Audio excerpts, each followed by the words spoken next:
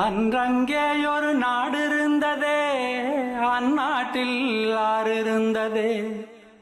ஆறு நிறைய மீன் இருந்ததே, மீனும் முழுகிட குளிர் இருந்ததே. அன்னமிட வயல் இருந்ததே, வயல் முழுவதும் கதிர் இருந்ததே.